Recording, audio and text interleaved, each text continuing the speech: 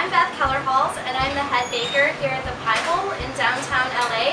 And today I'm going to be demonstrating how to make our delicious mac and cheese hand pie. So what we have in our mac and cheese pie, I start with some caramelized onions, and I caramelize them in a little bit of butter and a little bit of olive oil. To that, we're going to add heavy cream. And I do a ratio of 2 to 1 here. So if you're doing 2 cups of cream, then you would do 1 cup of whole milk. And then we have our traditional spices for mac and cheese. We have a little bit of freshly ground pepper, some salt, and some mustard powder. I really like adding mustard powder in mac and cheese because I think it just kind of helps cut the richness of the cheese.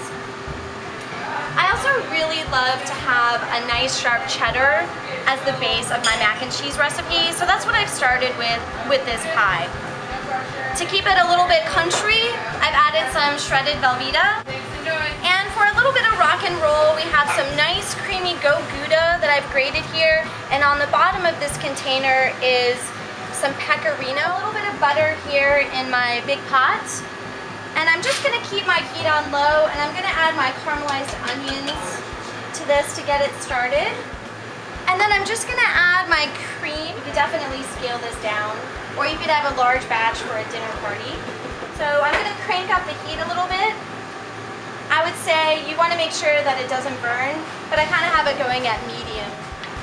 We're going to cook this for about 10 or 15 minutes. Just until it kind of comes up to boil so we can melt our cheese sauce into it. We want to make sure it doesn't reduce at all. So once your cream in your milk has scalded or is nice and warm and you can melt the cheddar, I'm just going to kind of start slowly feeding my cheddar and my cheese into my milk and cream mixture. Cheddar takes the longest time to melt, so I always start with that. And I just kind of keep the heat on low and just kind of slowly whisk it and bring it together. This part of the process is probably the longest. Definitely takes a good, 10 to 15 minutes for all this cheese to melt. And I'm going to slowly add my goat Gouda. Alright. And then here at the end I'm going to add my Velveeta. Alright, so now at this stage I'm just going to turn the heat off.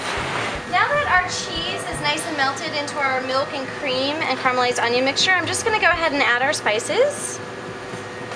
Just kind of whisk them in. Okay, so what I have here with my cheese sauce is the pasta that I've already cooked, and we cook it until it's right before al dente, because we will bake this pie again, so we want to make sure that the macaroni isn't kind of mushy, but it still has that nice al dente texture to it. So I'm just going to kind of spoon in my cheese sauce into my macaroni. Really working in the cheese sauce. And for a batch this size, we usually let it set up overnight. If you're making this at home, you could probably put it in the fridge for a couple of hours, and then you'll be able to form the hand pie. So our mac and cheese has set up in the fridge overnight. So what we do is we form it into kind of a little football shape. And I'm just gonna wrap my pie dough around it. Really easy to form it. So what I like to do is I like to put the seam side down because it is really packed and it is nice and cheesy and creamy. So I just wanna make sure that it doesn't explode while I'm baking.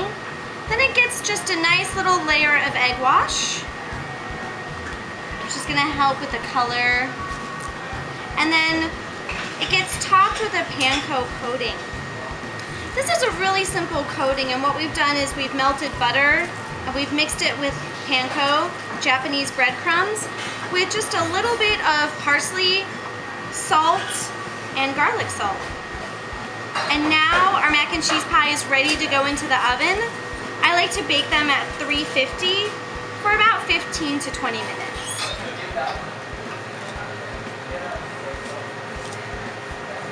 So this is the nice creamy inside of our mac and cheese pie.